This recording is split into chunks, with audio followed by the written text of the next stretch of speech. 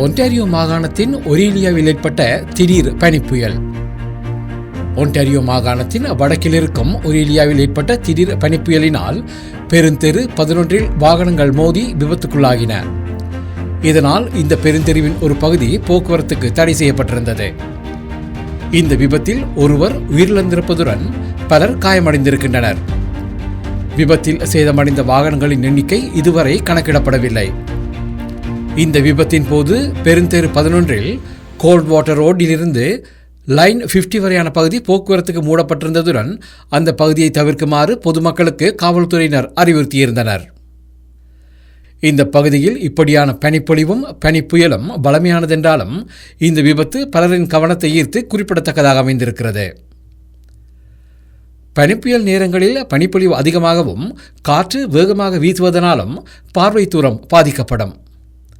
இதனால் விபத்துக்களுக்கான வாய்ப்பு அதிகரிக்கும் என கனடா சுற்றுச்சூழல் திணைக்களமும் காவல்துறையினரும் வாகன சாரதிகளுக்கு எச்சரிக்கை விடுத்திருந்தனர்.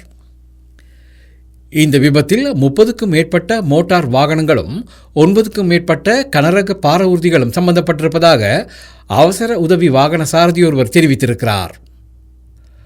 அவசர மருத்துவ பிரிவினரும் தீயணைப்பு படையினரும் விபத்துக்குள்ளான வாகனங்களில் இருந்தவர்களை அந்த பகுதியிலிருந்து மீட்டிருக்கிறார்கள். தற்போது நிலைமைகள் சரி செய்யப்பட்டு விட்டதாகவும் மூடப்பட்டிருந்த பாதைகள் போக்குவரத்திற்கு திறக்கப்பட்டிருப்பதாகவும் அறிவிக்கப்பட்டிருக்கிறது.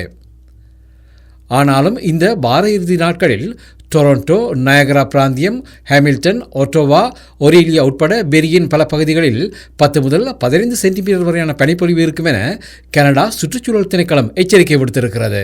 டிவிஐ யூடியூப் சேனலில் இணைந்திருக்கும் நேர்கள் அனைவருக்கும் எமது நன்றி.